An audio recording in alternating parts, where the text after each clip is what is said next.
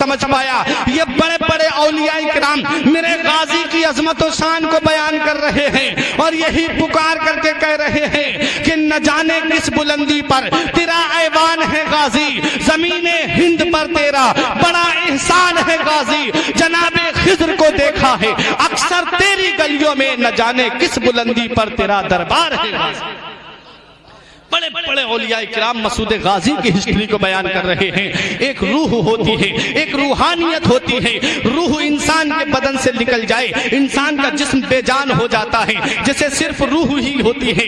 اس کا مقام یہ ہوتا ہے کہ باپ مر جائے بیٹا بھلا دے، بیوی مر جائے شوہر بھلا دے، ماں مر جائے بیٹا بھلا دے، باپ مر جائے بیٹا بھلا دے، لیکن جسے روحانیت حاصل ہو جاتی ہے زمانہ گزر جائے ان کا نام مٹتا نہیں ہے۔ تاریخ بتاتی ہے، اسلامی ہسٹری ہمیں یہ درس دیتی ہے۔ آپ کے پڑوس میں ایک جگہ ہے جس کو جہاں ایک اللہ کا ولی حضور سید شاہ عبد الرزاق باسوی وہاں پر آرام فرما ہے۔ یہ سید شاہ عبد الرزاق باسوی کا ایک حجام تھا جو آپ کی حجامت بنانے کے لیے ہفتے میں آیا کرتا تھا۔ ایک دن وقت سے پہلے آ گیا، بولا حضور میں بہرائچ جا رہا ہوں، حجامت بنوانی ہے تو بنوا لیجیے، اب میں آپ کو نہیں ملوں گا، جب تک عرس چلے گا غازی پاک کا انہی کے آستانے پہ رہوں گا، جب تک مسعود غازی کا عرس چلے گا میں وہیں پر حاضری دوں گا، میں آؤں گا نہیں۔ بہت سمجھایا سید شاہ عبد الرزاق نے کہ مت جاؤ، ہر سال جاتے ہو، اس سال جانا ضروری نہیں ہے، امسال کوئی ضروری نہیں ہے،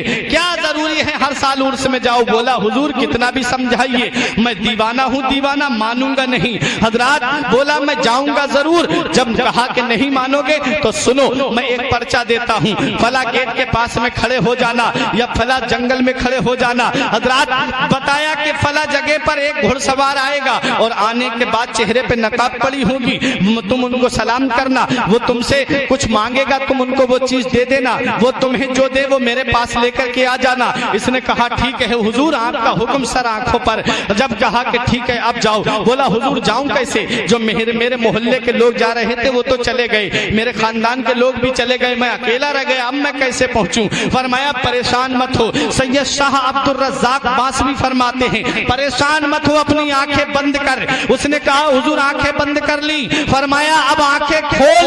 جب اس نے آنکھیں کھولی تو کیا دیکھتا ہے کہ زنجیری گیٹ نگاہوں کے سامنے ہے، وہیں پر کھڑا ہو جاتا ہے اور بہرائچ کی گلیوں میں ہے۔ حضرات گرامی جو وقت حضور سید شاہ عبد الرزاق نے بتایا، جو جگہ سید شاہ عبد الرزاق نے بتائی، وہیں پر ٹائم پہ کھڑا ہو جاتا ہے، ایک گھڑ سوار آتا ہے اور دعا سلام ہوتا ہے، پرچہ اس سے مانگتا ہے گھڑ سوار، اس نے پرچہ دیا۔